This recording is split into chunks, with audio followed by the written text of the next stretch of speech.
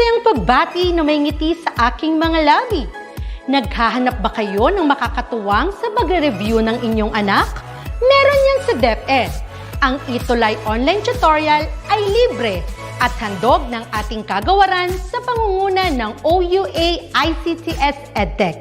Ito ay isang proyektong makatutulong sa mga mag-aaral, katuwang ang mga magulang o kasama sa kani-kanilang tahanan para masagutan at maunawaan ang mga modules. Hangad din ng programang ETUlay ang matulungan ang ating mga guro sa kanilang mga blended learning classes. Ang ating ETUlay ay mula kinder hanggang senior high school. Bukod sa academics, meron din tayong mga special programs gaya ng All is Wellness, Reading and Math Remediation, Storytelling, Mommy Tech Talks, Classes sa Gramatika, Speech Class, Financial Literacy, at marami pang iba. Pinalawig din ng ETUlay ang ating Alive program para sa mga mag-aaral mula grade 1 hanggang grade 3. Gayun din ay mayroon tayong ALS program at SPED tutorials na makasisigurong makakamit ng lahat ang inclusive education. May SPED hotline na rin para sa inyong mga katanungan patungkol sa special education. Kaya, subaybayan mula Lunes hanggang Biyernes, mula 9:00 ng umaga hanggang 7:00 ng gabi ang ating ETUlay. Sa ating pagtutulungan, maiaangat natin ang bawat isa. Ating itutulay ang pagkatuto upang di mapigil ang pag-aaral ng kabataang Pilipino. Itulay natin ito, sulong edukalidad.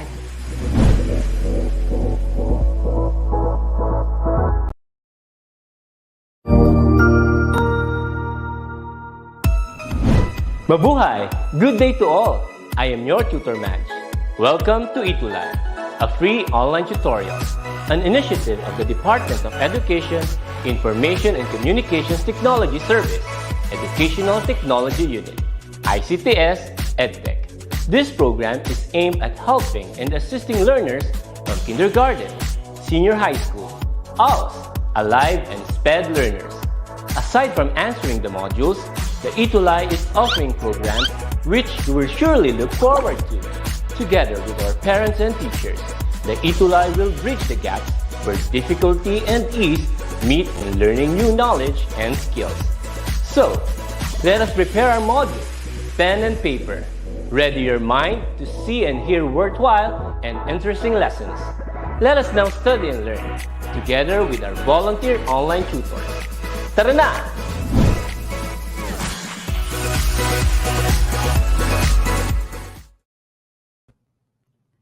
Hello, beautiful people all over the country, Luzon, Visayas, and Mindanao. Once again, it's a terrific Tuesday afternoon, another day to learn English, another opportunity to, expand our opportunities to learn here at DepEd Educational Facebook page and YouTube channel. Hello, everybody. We missed you. How is everyone? Allow me to greet our learners in our comment section. The first one is Kuya Enrico Dalupan. Hello. Joseph Conrad Bulaklaca. You are second this time. Michaela Teresa Pineda. Hello. Gallagher Aguila is here with us too. Hello. Michaela Teresa Pineda, Chloe Amber Bacani, Ivana Phoebe Tamayo. Hello. Jamaica Chrissy Lopez. How are you? Desiree Gutierrez, Chloe Amber Bacani. Who else? We have Haydin Camorongan. Hello. Gabriel Alan El Escobido. Nick Aquino. Wow, bago yon. Hello, good afternoon. Of course, we have Gabriel Alan El Escobido. Erich Bacani. Bliss with her mother, Heart de Miss Asher. Carl Christian de la Cruz. and a lot more. So it's nice, so nice to see your names in our comment section once again. All right, so don't forget, every Tuesday at 2:20 to 3 p.m. It's English 3 with the tutor era from Pedro Guevara Memorial National High School, SDO Laguna, and a little later we will have tutor May from SDO Navotas. Let's watch our English elementary video. All right. Now, of course, our grade 3 theme song. Let's sing along.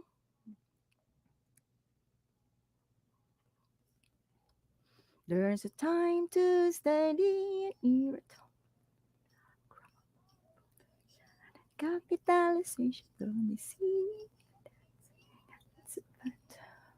We teach it lies always full of glee. One more time. To study and era to learn. Grammar, punctuation, and capitalization. There'll be singing and dancing and lots of fun too. With teacher May and me, ETUlay is always full of glee. All right. I know you missed that song. I missed that song too. So I hope you sang along with me. All right. Now, last Sunday, that's May 8th, we celebrated Mother's Day.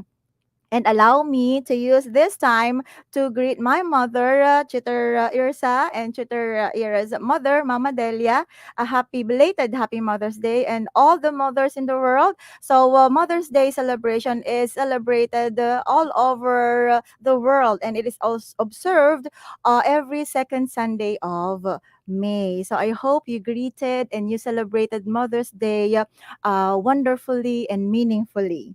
All right. So good afternoon po, Tutor Irza. Hello. Thank you for the help. So we are now on English 3, quarter 4, week 3. Ang bilis lang ng panahon, no? And our topic for this afternoon is about or entitled Simple Maps. There you go. And we would like to acknowledge and thank our module reference from Pivot 4A Learners Material Grade 3. And there you have our writers. So for week 4, I'm sorry, quarter 4, week 3, our objectives are as follows. So at the end of our tutorial, you will be able to first recognize simple maps, road signs, and symbols. So that's quite exciting, right? The next one is to understand simple maps. Ano ba yun? Road signs, what are those? And symbols by answering questions. And of course, to express the importance of using maps and road signs and symbols. So if Tutor Ira is excited, are you excited? I hope you were able to share our session this afternoon so that we can reach more grade 3 learners. So, patingin nga, may I see if you have the sharer badge in our comment section. So I want to see, them. All right. So thank you so much for those who are already done doing the sharing of our session. Okay. So let's continue. Let's review first our previous lesson. All right. So last 2 weeks ago, okay, we talked about the degrees of adjectives. So thank you sa mga nag-comment na done na daw po sharing. Thank you so much. So last week, okay, last 2 weeks ago, before we had our 2 weeks vacation, we talked about the adverbs of manner. So adverbs of manner tell how, papaano actions are done by the subject. So adverbs of manner help us to have a better image, a clearer picture when reading, because they give us the ability to visualize the kind of action done by the doer. Okay, and when writing, adverbs of manner help us, our readers, to understand how people and things act and move. All right.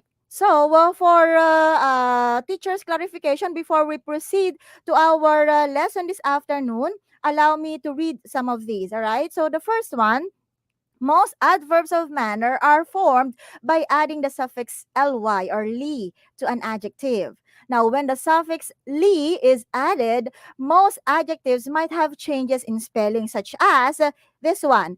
Ends with y, you have to change to I, then add ly. And the words or adjectives that ends with e, you have to drop the e, then add ly. Okay, so we have this. If an adjective has only one syllable, that's what tutor may emphasize last time, and they end with y, so we do not change it to I, such as shy. We simply add ly. So shy, shyly; sly, slyly; dry, dryly; we have coy, coyly. So those are some examples. All right.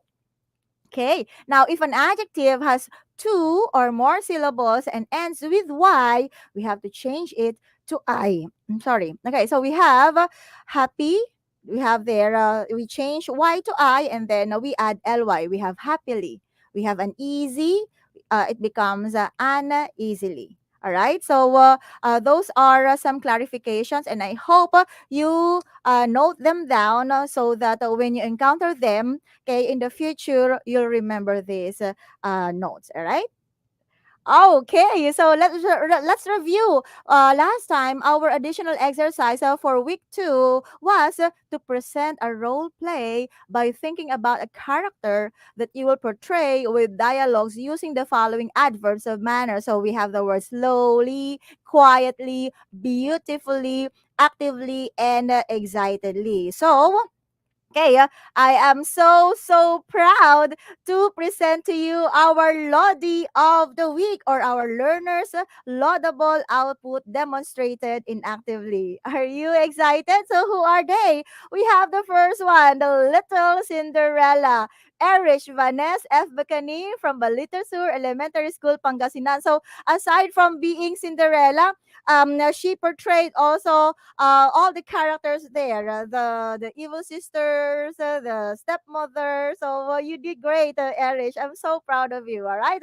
We also have Desiree F. Gutierrez from Balitis Elementary School, acting as Princess Emily. All right. We also have the work of Creation Nicole B. Vinoya from same school. She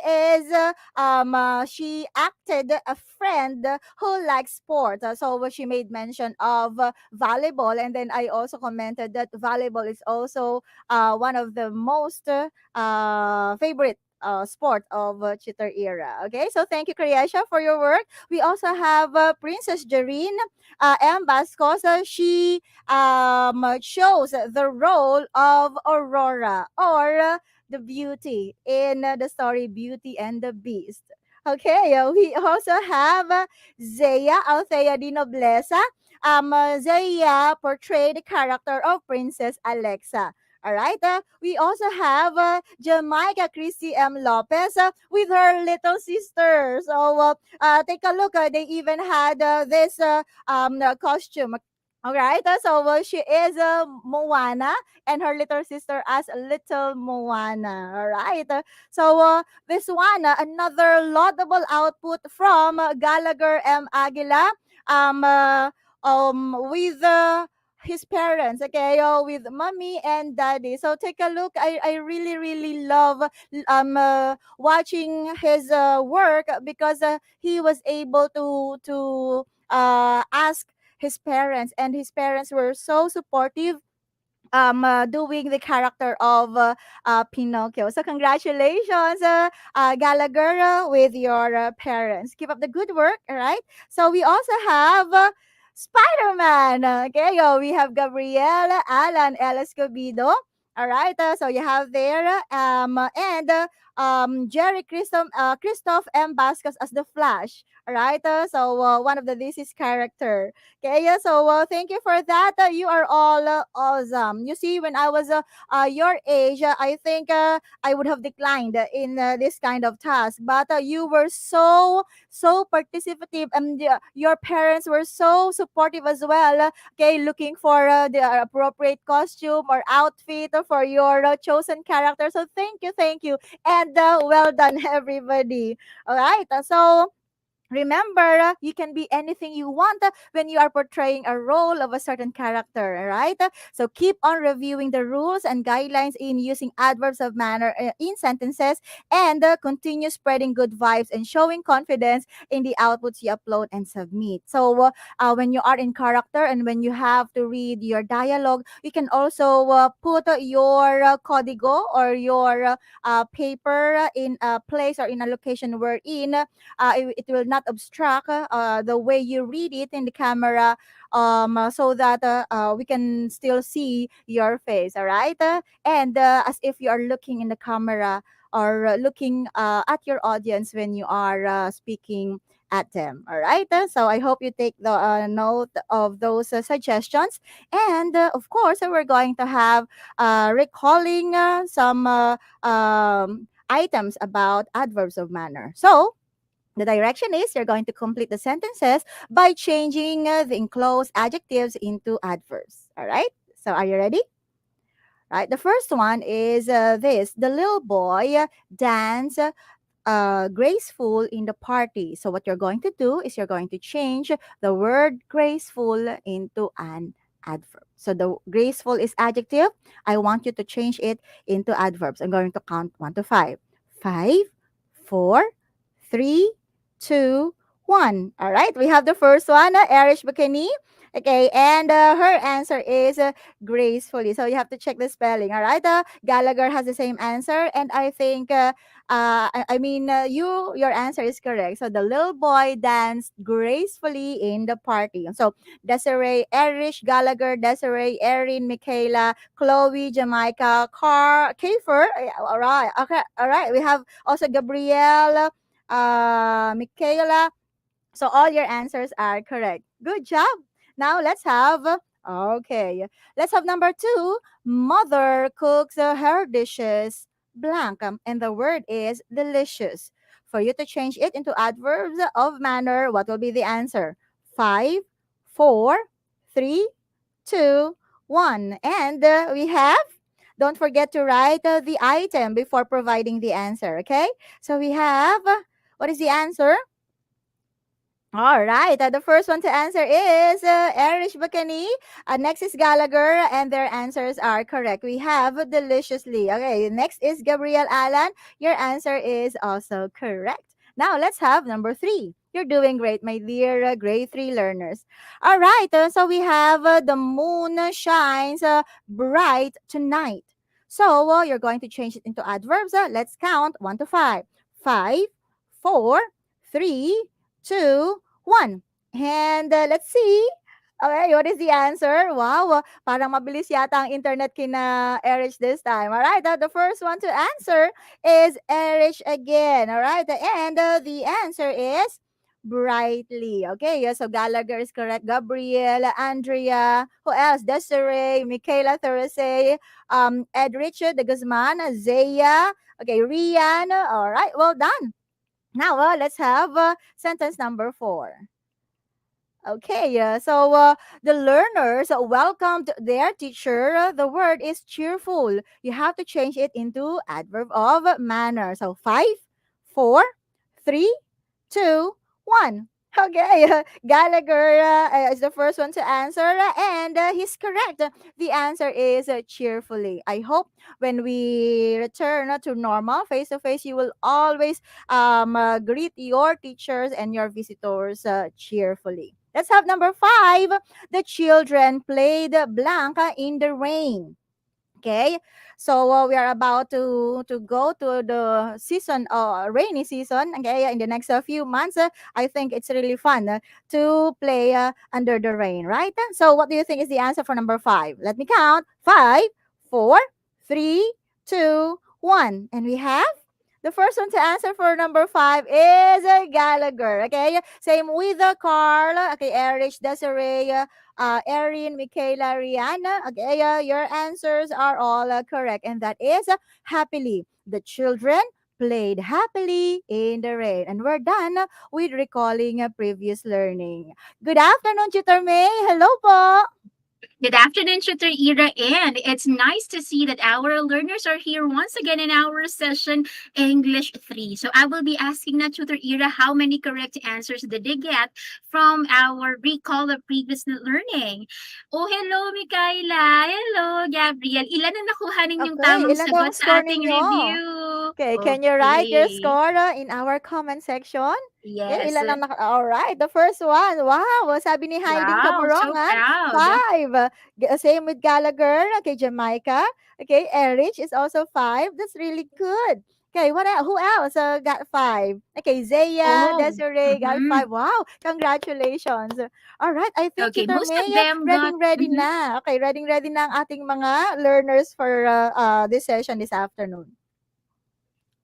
Okay, Tutor Ira. So, for our session for today, ah, okay. Sige. Tutor Ira, Mhm. question. Okay. So, will you be staying with us, or you will be having an Yeah, errand later on? yes, yeah. Uh, For this for the next slides, you will take charge, Tutor May. So thank you so much. Okay, sige. Okay, so may I request po Tutor Ira to unshare your slide so I can All right. have Okay. my screen. Thank you so much. Okay, so Tutor Ira is actually busy today, but we appreciate that she has been with us. And we know how Tutor Ira has been teaching us so well in our session. So let us continue our learning session for today. Oo nga pala, before Teacher May show her PowerPoint, I have a question. Na-share nyo na ba ang ating session ang ating session? Kung hindi nyo pa na-share ang ating session for today, hindi pa naman huli ang lahat. Kindly share it to your Facebook account so that more grade 3 learners will be will be learning with us. Nga pala, no, I forgot to share and to tell everybody, I I saw your outputs, no, for role playing. I'm so amazed by the outputs that I saw. Okay? I have my favorites dahil very creative sila when they did their role playing. Um, all of the work, all of your work is good, but I think who stood out is the work of Erich and the work of Gabriel. Okay, they're really creative. Gabriel was able to reuse the hand puppets. I think that's for MAPE. If not for MAPE, for Filipino. I also love the many characters that Erich was able to portray in her role play. Siya na yung stepmother, siya na yung evil stepsisters, siya na si Cinderella, siya na rin yung fairy godmother. 5 characters. Di ba? Ang galing! Pero syempre, all your work, all your outputs make me proud. Pero syempre, meron sa inyo talaga na mag stand out. And I will be looking forward to the time that you will also be standing out from your classmates here in ETUlay. So let us continue our learning. Okay, so meron tanong si Teacher May na gusto kong sagutin ninyo. Okay, so dun tayo sa slide. Okay, there you go. Okay. Mhm. Ayan. So this is your exercise a while ago. Here is the question. Was there ever got was there ever a time you got lost? Naligaw na ba kayo, grade 3 learners?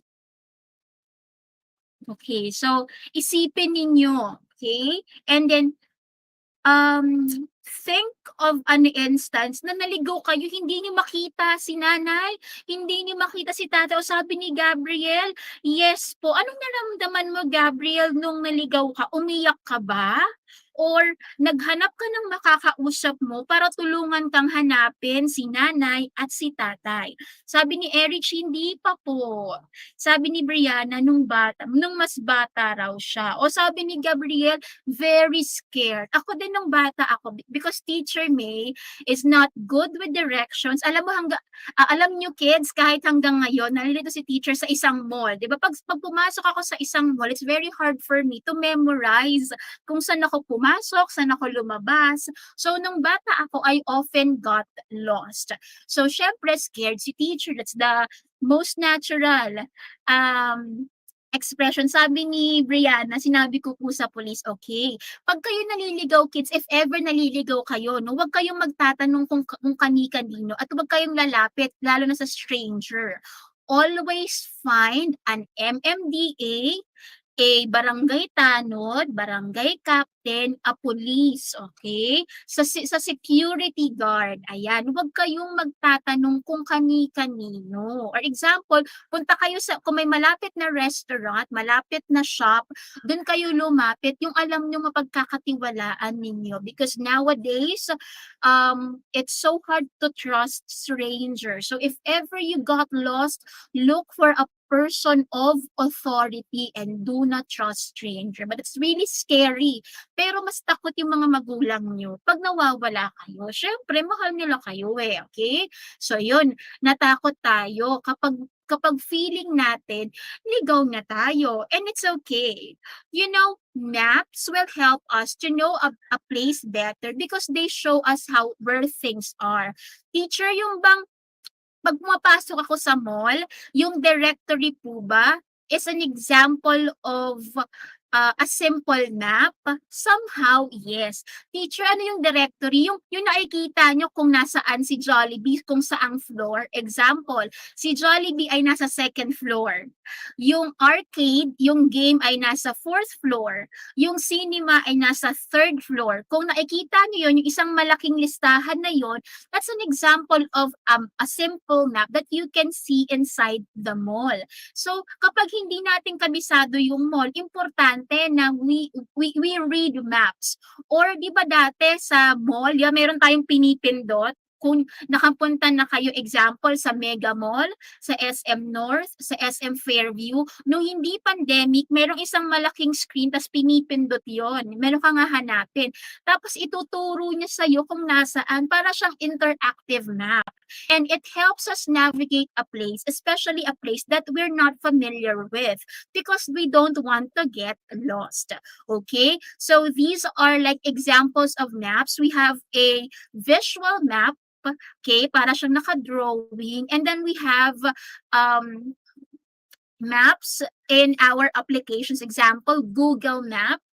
And then we also have map in Apple devices. Lalo na sa mga nagta-travel kasama ng magulang nila, whether it's by motor or whether it's by car, di ba? Minsan ang parents natin or kadalasan gumagamit ng maps, yung ating mga parents, yung ating mga tito, tita, lalo na pag nagmomotor at nagkukotse, nakasasakyan, para hindi sila naliligaw. That's how important maps is. Okay, di ba?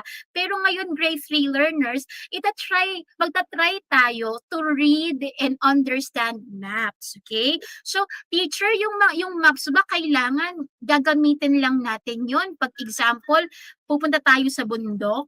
Hindi. Because, yung sabi ko nga kanina, yung sa mall, yung directory, that's an example of a simple map that we are using. So, hindi natin nalalaman or hindi natin nare-realize we are using maps in our everyday lives. Okay?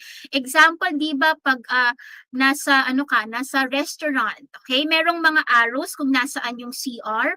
Those are parts of reading a simple maps, following yung lines and following yung arrows. That's how being guided by simple maps, okay? So this is an example of, ayan, sabi ni Hart, Google Map po yung tito ko gumagamit, okay? And soon you will be able to use Google Maps then when you are grown up, okay? So here we have a map. Okay, so we have here streets, we have here the compass, okay? So, makinig na mabuti grade 3 learners ha. Pag meron tayong map, ang unang titingnan natin yung ating directions, yung compass. Ang compass ay nasa kaliwa, okay? Nasa kaliwa.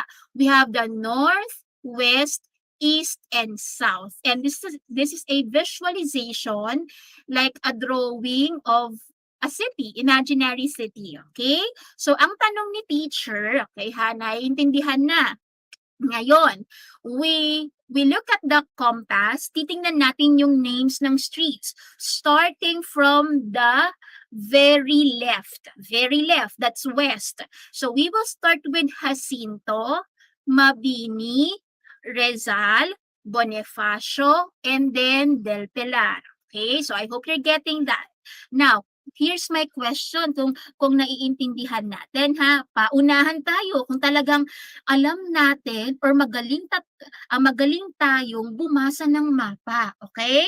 Sige, what is the street between Mabini and Bonifacio?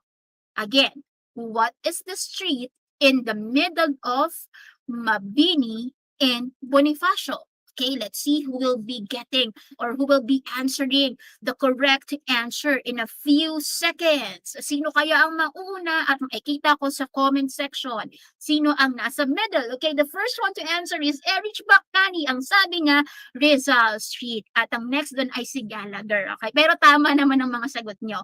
Yes, it's Rizal Street. Magaling.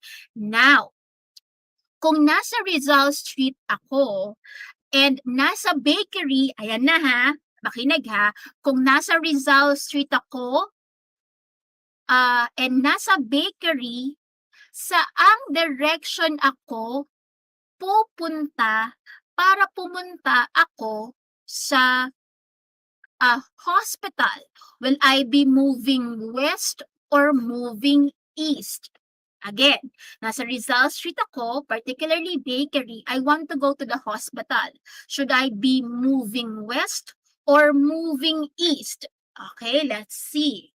Okay, sino kaya ang unang makakapagsabi sa akin? Ay, sabi ni Erich ulit, I should be moving west. O, ang galing naman. Halos tama ang sagot. Okay, o makinig. O, nagpa-ospital si teacher kasi nga sumakit ang tiyan niya because of eating too much sweets, and teacher love sweet food. Pero dahan-dahan lang kasi may lahi kami na diabetes. Okay. So, ingat tayo sa pagkain ng matamis ha. Ngayon, I am in the hospital and I want to go home na. I want to go home na because my doctor said I can be released. So, where I should be moving? Should I be moving north or moving east? Again, I am in the hospital. My doctor said I can go out from the hospital. Should I be moving north or should I be moving east? Oh, sabi ni Gabriel, moving east po. Bakit? Because as you can see, sa tabi ng payphone, parang may mga apartment. Okay, moving east. Ngayon, okay, nasa apartment na ako and I saw my car out of gas. Should I be moving north or moving south? Again, nasa bahay na ako. Nakita ko, aalis si teacher. Pagkita ko sa kotse ko, walang gas. Should I be moving north or moving south? Sabi ni Gabriel, nauna siya, moving south. Oh, diba? Very good. Ngayon, ngayon, 'di ba, nasa gas station si teacher. Walang CR sa gas station.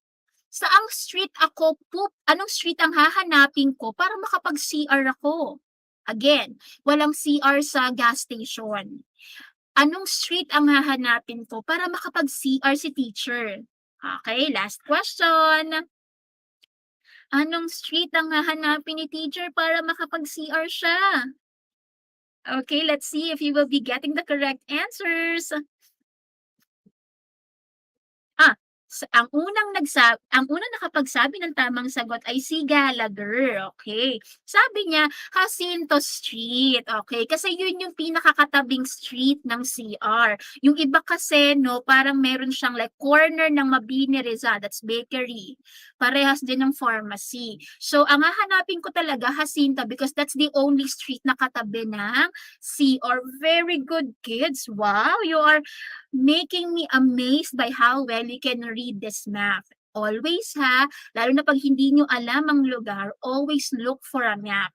Pwedeng kapag meron kayong cellphone, buksan nyo yung Google Map nyo. Or kung meron ganito na picture ng isang lugar, tingnan nyo muna before you go to a certain place. Okay, so okay na ako dyan ha. I will now be discussing to you symbols that make come along with the maps you're reading. Aside from reading maps, dapat alam niyo rin how to read signs and symbols on the streets, okay? When you see this fire exit, hindi ibig sabihin dyan lumalabas ang apoy, ha? Hindi dyan lumalabas ang apoy. Ibig sabihin dyan kayo pupunta pag may sunog, okay? So, alam ko nakikita nito sa isang building, sa isang mall. Pag ang building mataas, hindi pwedeng may elevator sa fire exit. Stairs lang 'to, hagdanan. Teacher, bakit walang elevator sa fire exit? Pag may sunog kasi malamang walang kuryente. Pag walang kuryente, hindi gagana ang elevator. So fire exit, it's stairs lang talaga. So kapag example nasa building kayo or nasa condo kayo nakatira, it's important na alam nyo kung nasan ng fire exit because you do not know when fire can happen. Again, fire exit, hindi dyan lumalabas ng apoy. Dyan kayo pupunta pag gusto nyo makalabas ng building pag merong apoy. Okay, I hope that's clear. No eating or drinking pag sa sinihan, sa library, 'di ba? Bawal kumain, tsaka bawal uminom. Bakit? Kasi baka nga magkalat, no? Lalo sa library, baka matuluan, mamansyaan nyo yung libro, sayang yung libro. Okay? So, no eating and drinking. Syempre, pag ganito ang sign, bawal manigarilyo. Okay? Saan ba bawal manigarilyo? Sa building, sa mga vehicles, lalo na public utility vehicles, sa taxi, sa jeep, pag may nakita kayong driver nagsisigarilyo, pasaherong nagsisigarilyo sa taxi, sa motor, sa jeep, sabihan nyo, Mama, Ali, bawal po tayong sigarilyo dito. No smoking po in public vehicles. Kasi hindi lahat naninigarilyo. Ayan, sa LRT, bawal din. Kasi cigarette smoke is harmful for you. It's very harmful for us. So, as much as possible, don't let yourself exposed to cigarette smoke. Bata pa kayo. Next, pag ganyan, may manhole. Lalo na kayo kids, ang liit-liit ninyo, kasyang-kasya kayo sa manhole. Baka si teacher, medyo hindi na kasya kasi malaki din si teacher, malusog.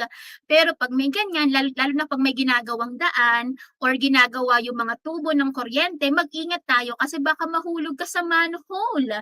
Lalo na grade 3 kayo, ayan, sa gasolinahan din po, sabi ni Chloe, bawal mag-smoke. Thank you for sharing, Chloe. Tama ka. Bakit? Baka sumabog yung gas station. Minsan bawal din mag-cellphone, 'di ba? Flammable. Okay, next tayo ha. Ito nakikita natin sa mga gas station, sa mga tanker, mga truck na may dalang mga may dala ng parang mga gas, flammable material, combustible. Pag sinabing combustible, nasusunog. Pag nandyan ka, pwede siyang sumabog. So, pag nakita mo yung warning flammable, or minsan yung nilalagay sa lighter, yung liquid, meron din yung warning flammable. Ibig sabihin, wag kang maglalapit na meron kang paninde, posporo, lighter, wag kasi baka sumabog, masunog ka. Okay, sayang naman. So, last one dito, pag may ganyan, P, tapos there's a sign over it means no parking. Bawal mag-park, especially pedestrian. Pedestrian, yung dinadaanan sa gilid ng kalsada, doon kasi daanan yun ng tao. Teacher, bakit ba may bangketa or pedestrian? It's because it's for people's safety. Doon sa kalsada, bawal silang lumakad. Kaya tayo may pedestrian lane. Ibig sabihin, pwede ka dun tumawid. Pero kapag na-aksidente ka, na naglalakad ka sa kalsada, medyo kasalanan mo na yon kasi merong bangketa, merong pedestrian lane, at bawal mag-park sa pedestrian lane. Siyempre, hindi mo ilalagay yung example, may kotse ka, meron kang motor, nanay, tatay mo, merong motor, sabihan mo sila, nay, tay, tito, tita, bawal tayong mag-park sa pedestrian lane. Only park on designated places. Baka ito ang sasakyan. Magkano ang tow ngayon, no? Next, bawal mag-mobile phones. Ayan. Sa pedestrian lamang po dapat dumaan. Tama. At sa PEDSing, pedestrian lane po, dapat tumawid. Pag tumawid ka sa pedestrian lane, kasalanan mo. Huwag tatawid sa hindi pedestrian lane. At huwag magsa-cellphone, especially pag sa library, sa sinihan, sa church, bawal mag-cellphone din. Kasi gusto nila concentration, focus. O caution wet floor, pag tayo nasa restaurant, 'di ba? O kaya sa isang building, pag naglilinis yung crew, naglalagay sila ng parang double-sided sign, yung kulay yellow. Teacher, bakit kulay yellow yon? Kasi para nakikita mo agad because yellow is a very bright color, 'di ba? Teacher, bakit kulay orange yung cone sa roads? Kasi nakikita mo agad yung orange. Teacher, bakit parang naka-neon yung mga MMDA? Kasi nakikita mo agad kahit malayo. Kaya minsan orange to, minsan green, light green, minsan yellow, for you to see it kahit malayo. So pag ganito, basa. Baka ka mabasa. Baka kasi madulas ka, mabagok yung ulo mo, o kaya yung spine mo, likod mo, injury, it's very dangerous. Next, eto, lalo na nung nagka-pandemic, 2020 until now, no mask, no entry. Meron pa nga, di ba, no vaccine, no entry, lalo na dati, di ba? Nung alert level 2 and 3. No vaccine, no entry. Pasalamat tayo, it's level 1 and we're not hoping na tumaas pa yung alert level ng COVID. I don't want it na. Ayoko na marami pang may COVID sa pamilya natin, sa bansa natin. It's very scary. And next, lalo na ngayon, may pandemic pa, maintain social distancing. Pero ngayon, kahit meron tayong contact, basta meron tayong mask. Kasi alert level 1 na naman. So kahit malapit tayo sa isa't isa, just make sure na naka-mask tayo, tapos nagde-disinfect tayo ng kamay from time to time. Huwag aalis ng bahay na walang mask, walang alcohol, or wala kayong wipes. Importante yan, no? Para malinis tayo, lagi tayong, hindi tayo magkakalat ng virus, hindi tayo makakakuha ng virus, at maligo kapag nasa labas or mag-spray ng alcohol, okay? So, in all of this, we learned that maps tell us where things are. It's important to know and to know how to read maps and to know how to read symbols. Marami pa tayong symbols sa kalsada na nakikita. Okay, hindi lang yun yung mga shinare ko kanina, but kids, be curious about the signs and symbols that you can see on the street. And they are not there because they are just there. There are messages na binibigay sa atin. Example, bawal mag-blow ng horns. Diba kasi merong school, merong simbahan na malapit. And they help us to know the place and to navigate a place without getting lost. Also, places and buildings use signs and symbols to inform people about the place, about the things that they can do and cannot do, and to guarantee our safety. Okay, so let's have a testing of knowledge. Okay, let's have number 1. O number 1 muna ha. Anong ibig sabihin nun? A, B, or C? Anong gagawin mo? Talk to your seatmate, be quiet, or sing loudly. Okay, anong gagawin para di mahawa sa virus? Or slow down din. Very good, Gabriel. It's B. Be quiet. Kasi sabi nga silence, please eh. How about number 2? Anong gagawin mo? What does this mean? Do not run, do not walk, keep running. Number 2 na tayo ha. So far, tama ang mga sagot for number 1. All of you are correct. So number 2 na tayo. Anong gagawin mo pag nakita mo to? B. Do not walk. 2B? Are you sure? Do not walk. Sabi dito, run. It's A. Do not run. Pwede kang maglakad, huwag ka lang tatakbo, especially sa corridor. Kung kayo ay nagfe-face-to-face na, nagle-limited face-to-face, kahit konti pa lang kayo sa school, wag tatakbo kasi baka maaksidente, mabagok ang ulo, mahiwa ang noo, nako, injury. Number 3, kapag nakita nyo 'to, anong gagawin? Wear ID before entering a premise. Keep your ID inside your bag.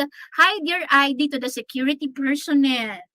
Number 3, sagot ni Janine, ni Mikaela, Erin, A. Wear ID, yes. Teacher, bakit ba kasi kailangan mag-ID sa school? Nasa school naman ako. Nice question. Ako din, nagtataka ako dati, nung estudyante si teacher, alam niyo ba, when teacher was a student, especially when she was in high school, she kept on questioning things. Bakit kailangan mag-ID? Nasa school naman ako. Hindi naman ako mawawala. Teacher is as sassy as that. You know, kids, dapat lagi tayo nagtatanong. Dapat lagi natin kine-question ng mga bagay-bagay. Teacher, kasi lagi ako pinapagalitan pag nagtatanong ako, ano naman ngayon? It's because your mind is thinking, your mind is working, kaya ka nagtatanong. Bakit teacher kailangan may ID? It's because some of the people in the school do not know you. Kung grade 7 ka ba, grade 3 ka ba. So it's always important to wear your ID. Or baka kasi may outsider, diba? Yon. So number 4, ano ibig sabihin nito? It's A. Use the designated pedestrian crossing. And for number 5, ano ibig sabihin ng number 5? May turtle. Sabi diyan, slow down. Anong gagawin natin pag nakita natin yung slow down? Especially sa mga may sasakyan, nakikita natin sa kalsada, what does this mean? Okay? B, vehicles must decrease. Decrease means to slow down. Pag increase, speed up. Okay, very good. Tingnan ni teacher. How many correct answers did you get from our lesson for today? Did you get 5? Did you get 4? Please be honest when you share the scores that you get from this exercise. Okay, let's see ha. Ilan ang mga tama ninyong sagot? And I will be very excited to learn kung gaano kayo natuto sa ating lesson for today. Okay, ang daming naka-5. Congratulations, Andrea. Sino pa? Si Desiree, si Jamaica, si Gabriel. Si Gabriel, 4. Okay, thank you for being honest, Gabriel. Okay yun. Isa lang mali. 5/5. So, hindi ibig sabihin, pag hindi naka-perfect, hindi naintindihan. Minsan nako-confuse. Okay? 4, 5. Congratulations. If you got 3, that means baka you need or mali lang pagkalagay na letter. Okay, so okay lang yun. 3, baka you need to be more exposed with signs and symbols. Okay, next time, nagagala kayo ni mama at ni papa, okay, laging maging observant sa paligid niyo kasi maraming signs and symbols na makikita sa streets at kung kayo ay lalabas sa inyong bahay. Okay, there you go. Nice work. Okay, so here is my question, everybody. Before we say bye-bye, ang aga mo pala, 3:06 pa lang. Okay, magkwentuhan muna tayo. Okay, why is it important to know how to use maps and to recognize signs and symbols on the road? Okay? So, eto ha. Bakit ninyo dapat malaman na kailangan nyo palang matuto na magbasa ng maps and to understand signs and symbols on the road? Grade 3 pa lang naman ako, teacher. Bakit ka naman kailangang malaman yun? Kayo nga, sagutin nyo nga, bakit si teacher nagturo ng lesson na ito? And what is the importance of knowing these things for my own good? Okay, sige nga. I will be entertaining your answers. There's no silly answer at this point. Sabi ni Gabriel, para hindi po mawala. Sabi naman ni Eric, Eric yun, para hindi mawala. Sabi ni Gabriel, para po maging ligtas. Ano pa yung iba? Para po maging safe at maiwasan po ang accident, para makaiwas sa disgrasya. Same answer, Gabriel, para di maligaw at para malayo po sa aksidente, para po madaling makarating sa mga pupuntahan. Safety po, oo. So, all your answers are to avoid accidents. All your answers are correct. Okay, para hindi ka mawala, para hindi ka madisgrasya, para maging safe ka, para mas madali ka makapunta kung saan ka pupunta. Okay, at para hindi ka disgrasya ng iba, 'di ba? Minsan, we are very particular with our own safety that we are not thinking about others. Syempre, if we know how to read maps and to understand signs and symbols, we are not just guaranteeing our safety, but also the safety of others. We have to have a sense of care for everybody and for our community. I'm so proud of you, grade 3 learners, for getting this far. Okay? So, pag nakita nyo ang pedsing, no? Tunog Chinese siya, but pedsing is pedestrian crossing. Bakit, teacher? Ped is the shortened word for pedestrian, and X is cross, and ing for crossing.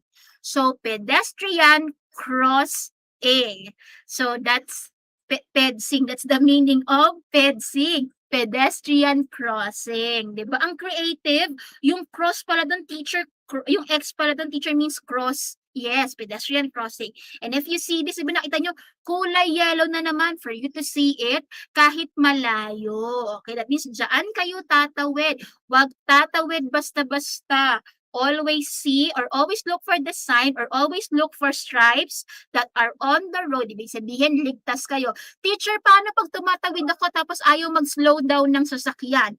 Mali yung sasakyan. Huwag kayong magmamadali. Kasi yung iba, pag nasa pedestrian lane na sila, tapos tatawid, ayaw mag-slow down ng sasakyan. Ikaw ba yung magmamadali? No.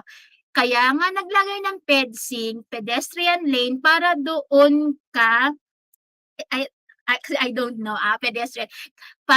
Kaya may pedestrian lane para doon ka tumawid. Kung ayaw mag-slow down ng mga sasakyan, matigas ang ulo nila. Huwag kang magmamadali pag tumatawid ka sa pedestrian lane kasi baka madapa ka na disgrasya ka tuloy. Let them slow down, not you, because that's your designated place to cross the street. Okay, so here are our lessons. Maps helps us to navigate places, and signs and symbols help us to be safe, help us to avoid accident, and it helps us to avoid getting other people hurt. So thank you so much, kids, for being with me today. So don't forget to subscribe to DepEd ETUlay FB page and DepEd ETUlay YouTube channel. And here's the English Elementary family. Okay, so always remember, efforts and courage are not enough without purpose and direction. Always remember, your efforts and your bravery should have a purpose because you have a goal. You picture yourself like this, and I hope that when you become adults like me today, you will be a good part of our society and you will not add to the problems that we have right now. So this is Teacher May and Tutor Ira for English 3. I hope to see you in our next session next Tuesday. That's 2:20 to 3 o'clock. See you and bye! Thank you so much!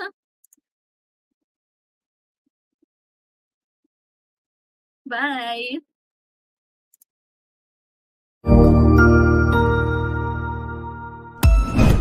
Ang husay naman! Natapos mo ang iyong tutorial session kasama ang iyong mahusay na ETUlay tutor. May bago ka bang natutuhan? I-share na yan gamit ang hashtag ETUlay Level Up. Huwag aalis ha, dahil may susunod pang programa na pwede mo ring panoorin at salihan. Dahil naghihintay na ang iyong mga tutors. Happy learning dito sa ETUlay!